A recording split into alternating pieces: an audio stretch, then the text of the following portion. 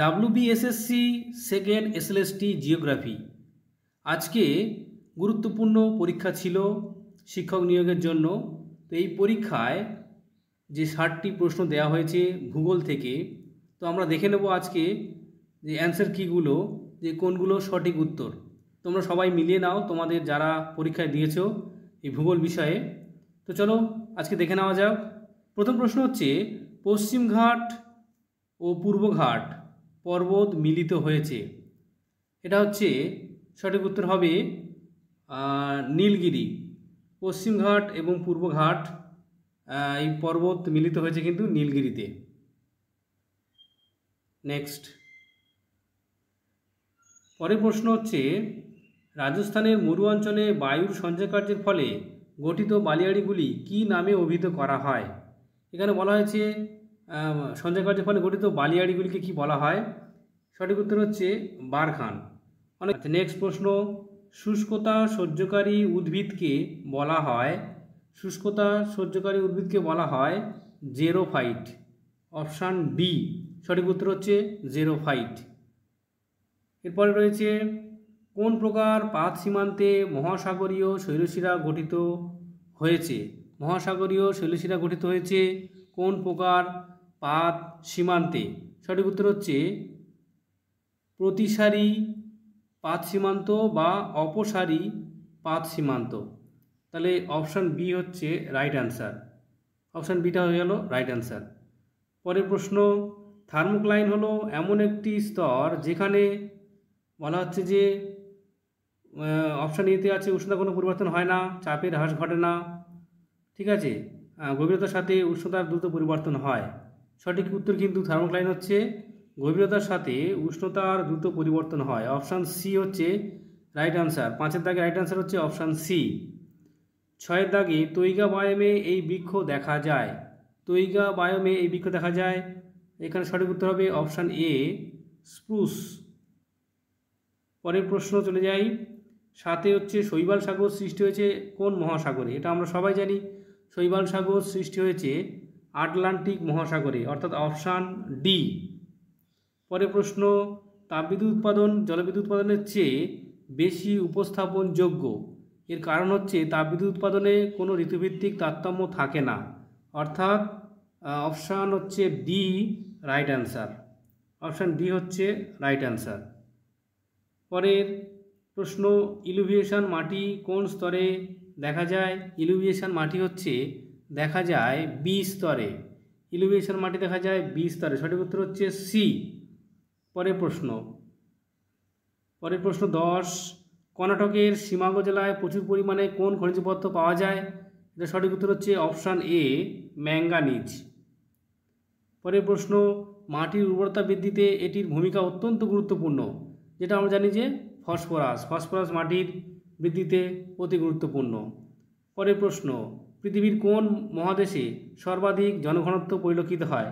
এটা আমরা সবাই জানি, আমরা যে মহাদেশে বসবাস করি সেটা হচ্ছে এশিয়া মহাদেশ, অর্থাৎ অপশান ডি হচ্ছে সঠিক উত্তর। আচ্ছা, 13 নম্বর প্রশ্ন, স্বল্প লবণতা দেখা যায় ক্রান্তীয় অঞ্চলে, আবদ্ধ সাগরে, নদীর মোহনায় আর প্রবাল প্রাচীরে। এটা আমরা সবাই জানি যে স্বল্প লবণতা দেখা যায় কিন্তু নদীর মোহনায়। সঠিক উত্তর হচ্ছে অপশান সি নদীর মোহনা। পরের প্রশ্ন হচ্ছে, বাস্তুতন্ত্রে একটি পুষ্টিস্তর থেকে পরবর্তী পুষ্টিস্তর কত শতাংশ শক্তি স্থানান্তরিত হয়? এটা আমরা সবাই জানি, এটা হচ্ছে 10%, অর্থাৎ অপশান বি রাইট অ্যান্সার লিন্ডেম্যানের সূত্র অনুসারে। নিম্নলিখিত সমুদ্র স্রোতগুলির মধ্যে কোনটি শীতল স্রোত? এখানে দেখুন, শীতল স্রোত বলতে আমরা সবাই জানি হামবোল্ট স্রোত এখানে শীতল স্রোত, অর্থাৎ অপশান বি হচ্ছে রাইট অ্যান্সার। পরের প্রশ্ন চলে যাই 16 নম্বর প্রশ্ন, অনূর্ধ্ব ও চতুর্ধ্ব প্রকৃতির অবজারভারের ছেদবিন্দু কোন মানকে নির্দেশ করে? 16 নম্বর প্রশ্ন, যেটা বলা হচ্ছে যে অনূর্ধ্ব এবং চতুর্ধ্ব প্রকৃতির ওজাইভের ছেদবিন্দু কোন মানকে নির্দেশ করে? সঠিক উত্তর হচ্ছে মধ্যমা। অপশান এ সঠিক উত্তর মধ্যমা। পরের প্রশ্ন, নিক বিন্দুর উদ্ভব হয় বক্রচক্রিক নদী উপত্যকায়, না পর্যায়িত নদী উপত্যকায়, নদী উপত্যকার নিম্ন প্রবাহে আর বৃষ্টিবহুল নদী উপত্যকায়? 17 রাইট অ্যান্সার হচ্ছে বহুচক্রীয় উপত্যকায়, অর্থাৎ অপশান হচ্ছে এ রাইট অ্যান্সার, অপশান এ। পরের প্রশ্ন, ঢালের উপর অবস্থিত দেওয়ালে হেলে পড়া কোন ধরনের পুঞ্জিত ক্ষয়ের ফলাফল? এটা 18 দাগে সঠিক উত্তর হচ্ছে অপশান সয়েল ক্রিপ, যেটা বলা হয়, যেটা আমরা সয়েল ক্রিপ বলি আমরা, মৃত্তিকা বিসর্পণ। সঠিক উত্তর হচ্ছে মৃত্তিকা বিসর্পণ, অপশান ডি। আচ্ছা, এবারে নেক্সট প্রশ্ন, নিম্নলিখিত দেশগুলির মধ্যে কোনটিতে নাশপাতি আকৃতির বয়ঃক্রমিক লিঙ্গানুপাতিক পিরামিড দেখা যায়? সঠিক উত্তর হচ্ছে অপশান ডি, নরওয়েতে এই ধরনের পিরামিড দেখা যায়। আচ্ছা, 20 নম্বর প্রশ্ন, ইন্দোনেশিয়ার স্থানান্তর কৃষি কী নামে পরিচিত? আমরা জানি যে ইন্দোনেশিয়ার স্থানান্তর কৃষি লাদাং নামে পরিচিত, অর্থাৎ অপশান ডি হচ্ছে সঠিক উত্তর। আচ্ছা, এরপরে আসি, লৌহ আকরিকের মধ্যে শতকরা লোহার ভাগ সবচেয়ে বেশি থাকে কোনটিতে? 21 নম্বরের প্রশ্নের সঠিক উত্তর হচ্ছে ম্যাগনেটাইট। সঠিক উত্তর হচ্ছে ম্যাগনেটাইট, অর্থাৎ অপশান সি। লৌহ আকরিকের মধ্যে শতকরা লোহার ভাগ সবচেয়ে বেশি থাকে, ম্যাগনেটাইট। ভূমিরূপ ভূগঠন প্রক্রিয়া ও পর্যায়ের সমোন্নতি ফল, এই তত্ত্বটির প্রবক্তা হচ্ছে WM ডেভিস, এটা আমরা সবাই জানি, অর্থাৎ অপশান ডি হচ্ছে WM ডেভিস সঠিক উত্তর।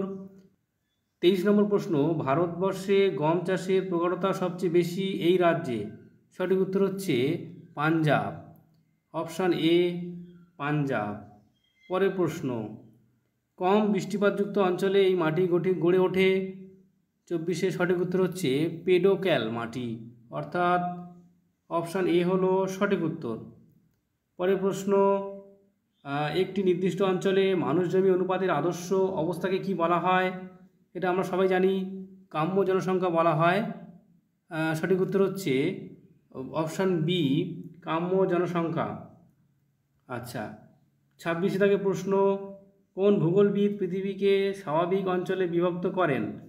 26 সঠিক উত্তর হচ্ছে কোন ভূগোলবিদ পৃথিবীকে স্বাভাবিক অঞ্চলে বিভক্ত করেন? কোন ভূগোলবিদ? এটা হচ্ছে অধ্যাপক হারবার্টসন। অধ্যাপক হারবার্টসন, অপশান হচ্ছে এ।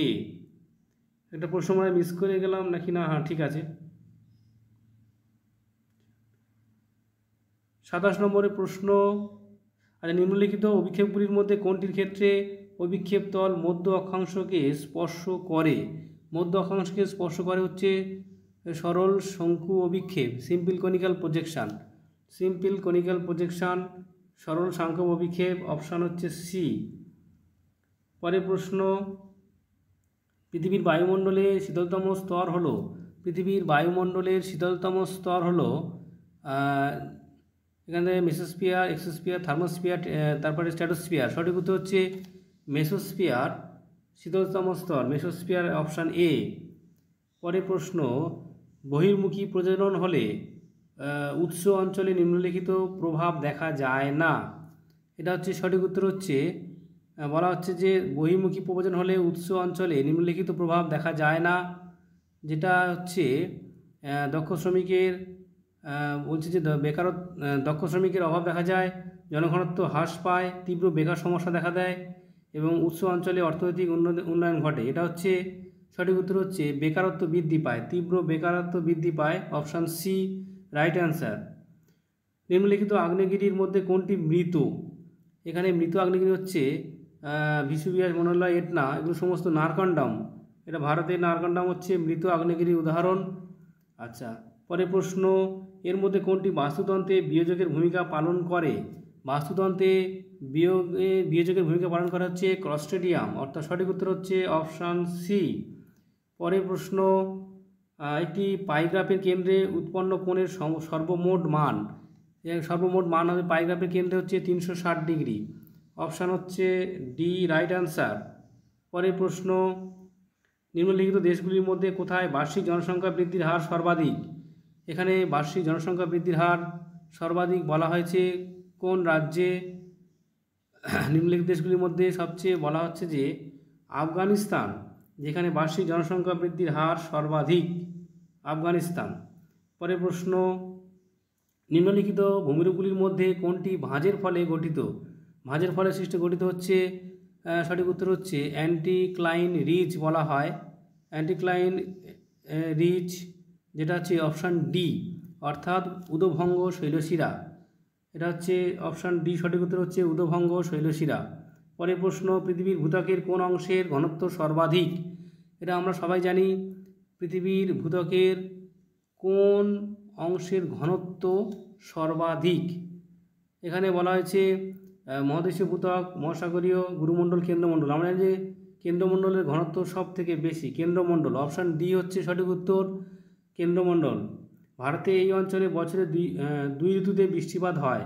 এটা আমরা জানি যে বছরে দুবার বৃষ্টিপাত হয়। তামিলনাড়ু উপকূলে বছরে দুবার বর্ষাকাল হয়। অপশান সি হচ্ছে রাইট অ্যান্সার। পরের প্রশ্ন, সর্বশেষ জনগণনা অনুসারে কোন রাজ্য লিঙ্গানুপাতের দিক থেকে ভারতবর্ষের শ্রেষ্ঠ স্থান অধিকার করে? এটা আমরা জানি যে কেরালা রাজ্য হচ্ছে শ্রেষ্ঠ স্থান অধিকার করে 37-এ। সঠিক উত্তর হচ্ছে অপশান ডি। পরের প্রশ্ন, কোন সূত্র অনুযায়ী দক্ষিণী গোলার্ধে ভারতের বায়ু প্রবাহের দিকে পিছন করে দাঁড়ালে নিম্নচাপ এলাকা ডান দিকে থাকবে? এটা আমরা সবাই জানি যে 22 ব্যালট সূত্র অনুসারে 22 ব্যালট সূত্র, অর্থাৎ অপশান সি হচ্ছে রাইট অ্যান্সার। পরের প্রশ্ন, ভারত ও সোভিয়েত বিজ্ঞানীদের যৌথ প্রচেষ্টায় মোনেক্স সঞ্চালিত হয় কোন সালে? মোনেক্স হচ্ছে মনসুন এক্সপেরিমেন্ট আমরা যেটা বলি, এটা 1979 সালে মোনেক্স এক্সপেরিমেন্ট হয়েছিল, 1979, অর্থাৎ অপশান বি হচ্ছে রাইট অ্যান্সার। আচ্ছা, পরের প্রশ্ন, সাভানা তৃণভূমি অঞ্চলে পশুপালক যাযাবরের গোষ্ঠীকে কি বলা হয়? এটা আমরা সবাই জানি মাসাই। অপশান হচ্ছে সি, মাসাই। আচ্ছা, মূল স্কেলের ক্ষুদ্রতম ঘরের মান ও ভার্নিয়ার বিভাগ সংখ্যার অনুপাতকে কি বলা হয়? 41-এ সঠিক উত্তর হচ্ছে মূল স্কেলের ধ্রুবক, যেটা বলা হয় মূল স্কেলের ধ্রুবক, যেটা আমরা জানি মেন স্কেল কনসিস্টেন্ট বলা হয়, মূল স্কেলে যেটা ধ্রুবক বলা হয়, অর্থাৎ ভার্নিয়ার ধ্রুবক। এটাকে সঠিক উত্তর হচ্ছে অপশান সি, ভার্নিয়ার ধ্রুবক। নদীর নিম্নক্ষয়ের সর্বনিম্ন হার পরিলক্ষিত হয়। নদীর নিম্নক্ষয়ের সর্বনিম্ন হার সেটা হচ্ছে সমুদ্র সমতলের পৃষ্ঠের কাছাকাছি। এটা কিন্তু অপশান সি রাইট অ্যান্সার। পরের প্রশ্ন, ভারত সরকার কোন সালে জৈবিক বৈচিত্র্য আইন যেটা প্রণয়ন করেছিল? এটা আমরা সবাই জানি 2002 সালে জৈবিক বৈচিত্র্য আইন প্রণয়ন করেছিল। আচ্ছা, নিম্নলিখিত মধ্যে কোনটি প্রচলিত শক্তির উৎস নয়? এখানে আমরা সবাই জানি সৌরশক্তি। সঠিক উত্তর হচ্ছে সৌরশক্তি, অর্থাৎ অপশান বি। পরের প্রশ্ন, এর মধ্যে ভারতের কোন নদীটি পূর্ব বাহিনী নয়? এটা আমরা সবাই জানি যে তাপ্তি, এটা পশ্চিম বাহিনী নদী, অর্থাৎ তাপি বা তাপ্তি পশ্চিম বাহিনী নদী। অপশান সি হচ্ছে রাইট অ্যান্সার। তারপরে চলে আসি পরের প্রশ্ন, উষ্ণ আর্দ্র জলবায়ুতে চুনাপাথরের উপর কোন প্রকারের রাসায়নিক আবহবিকার ঘটতে দেখা যায়? এটা আমরা সবাই জানি কার্বনেশন, অর্থাৎ যেটাকে আমরা বলি অঙ্গার যোজন। Option B. আচ্ছা, পরের প্রশ্ন, এগুলির মধ্যে কোনটি উচ্চ ফলনশীল ধানের জাত নয়? এখানে আমরা জানি যে সোনালিকা একটা যে উচ্চ ফলনশীল গমের বীজ, অর্থাৎ সঠিক উত্তর হচ্ছে অপশান ডি। পরের প্রশ্ন, কিছু শিল্প প্রধানত কাঁচামালের নিকট গড়ে ওঠে, একটি উল্লেখযোগ্য উদাহরণ হলো কাঁচামালের নিকট গড়ে ওঠে, যেটা আমরা জানি যে সঠিক উত্তর এটা কিন্তু হবে যেটা চিনি শিল্প, যেটা আমরা বলছি সেটা কিন্তু ওই কাঁচামালের কাছাকাছি গড়ে ওঠে আঁকে, যেটা হয় চিনি শিল্প হবে। অপশান বি হচ্ছে সঠিক উত্তর। আচ্ছা, এরপরে আসি, উত্তর পশ্চিম আটলান্টিক উপকূলে অবস্থিত একটি মৎস্য বন্দর। উত্তর পশ্চিম আটলান্টিক মানে সবচেয়ে বন্দর হচ্ছে অপশান এ, পোর্টল্যান্ড, যেটা একটা উত্তর পশ্চিম আটলান্টিক উপকূলে অবস্থিত একটি বন্দর। কোন প্রকার স্কেলের দ্বারা ক্ষুদ্রতম সূক্ষ্মতম পরিমাপ করা সম্ভব? এটা হচ্ছে আমরা জানি যে ভার্নিয়ার স্কেলে সব থেকে ক্ষুদ্রতম অংশ কিন্তু আমরা পরিমাপ করতে পারি, অর্থাৎ অপশান হচ্ছে ডি রাইট অ্যান্সার, 50-এরটা। আচ্ছা বেশ, এবার হচ্ছে 51, বাস্তুতন্ত্র কথাটি প্রথম প্রচলন করেন কে? এটা আমরা সবাই জানি এজি টার্নসলে, যিনি বাস্তুতন্ত্র কথাটি প্রথম ব্যবহার করেছিলেন। বেশ, পরের প্রশ্ন, ভারতের ম্যানচেস্টার নামে পরিচিত এই শহরটি, অতি সহজ প্রশ্ন, আমরা জানি আহমেদাবাদ। সঠিক উত্তর হচ্ছে অপশান সি। তারপরে প্রশ্ন, সমুদ্র জলের লবণতার প্রধান উৎস কী? সমুদ্র জলের লবণতার প্রধান উৎস হচ্ছে মহাদেশ থেকে আমরা জানি যে ক্ষয়প্রাপ্ত পদার্থ সমুদ্র তলদেশে সামুদ্রিক অগ্নুৎপাত, এটা হবে সামুদ্রিক অগ্নুৎপাত, রাইট আনসার হবে সামুদ্রিক অগ্নুৎপাত। সেখান থেকে কিন্তু সমুদ্রের লবণতার উৎস। আচ্ছা, পরের প্রশ্ন, ভারতের এই প্রদেশগুলির মধ্যে কোথায় আদিবাসী জনসংখ্যা সবচেয়ে বেশি? এটা সঠিক উত্তর হচ্ছে মধ্যপ্রদেশ, অর্থাৎ অপশান এ সঠিক উত্তর। পরের প্রশ্ন, মহাদেশীয় উপকূল ও মহীঢালের মধ্যবর্তী অঞ্চলকে কী নামে অভিহিত করা হয়? 55 সঠিক উত্তর হচ্ছে মহাদেশীয় মহীসোপান, যেটা বলা হয় কন্টিনেন্টাল শেলফ, মহীসোপান। সঠিক উত্তর হচ্ছে অপশান এ। পরের প্রশ্ন, জাপান উপকূলে উদ্ভূত ক্রান্তীয় ঘূর্ণিঝড়, এটা আমরা সবাই জানি টাইফুন নামে পরিচিত, সঠিক উত্তর হচ্ছে অপশান ডি, টাইফুন। পরের প্রশ্ন, উষ্ণতার বৈপরীত্য এই কারণে সৃষ্টি হয়, সেটা আমরা জানি উষ্ণতার বৈপরীত্য সৃষ্টি হয় কিভাবে? আমরা সবাই জানি যে দীর্ঘরাত্রি, শান্ত আবহাওয়া, বরফাবৃত ভূমি, উপরে সবগুলি হচ্ছে অপশান ডি হচ্ছে সঠিক উত্তর, অপশান ডি। এবার চলে আসি 58 দাগে, একটি দেশে জনঘনত্ব মানচিত্রে উপস্থাপন করার জন্য কোন প্রকার কার্টোগ্রাম সর্বাপেক্ষা উপযুক্ত? এটা আমরা সবাই জানি যে কোরোপ্লেট হচ্ছে সব থেকে গুরুত্বপূর্ণ, কারণ হচ্ছে কোরোপ্লেটের মাধ্যমে আমরা কোনো দেশের জনঘনত্ব খুব সহজেই উপস্থাপন করতে পারি কার্টোগ্রাফের মাধ্যমে। নিম্নলিখিত শিলাগুলির মধ্যে কোনটি কাঠিন্যের মাত্রা সর্বাধিক? কাঠিন্যের মাত্রা সর্বাধিক হচ্ছে এখানে কোয়ার্টজাইট, সবচেয়ে কঠিন হয়। বেশ, এবার 60 দাগে, পৃথিবীর ভূত্বকের উপরি অংশ মূলত গঠিত হয়েছে দুটো খনিজ মৌল, এটা আমরা জানি যে সিলিকা ও অ্যালুমিনিয়াম। অপশান হচ্ছে ডি হচ্ছে সঠিক উত্তর, অপশান ডি। আশা করছি সমস্তটা অ্যান্সার কি দেওয়া গেল। তো তোমরা অবশ্যই মিলিয়ে জানাবে কার কত স্কোর হলো, নিশ্চয়ই বুঝতে পারছো। আর যদি কোনো প্রশ্ন নিয়ে ডাউট থাকে তো অবশ্যই কমেন্ট করে জানাবে। সবাই খুব ভালো থাকবে, ধন্যবাদ।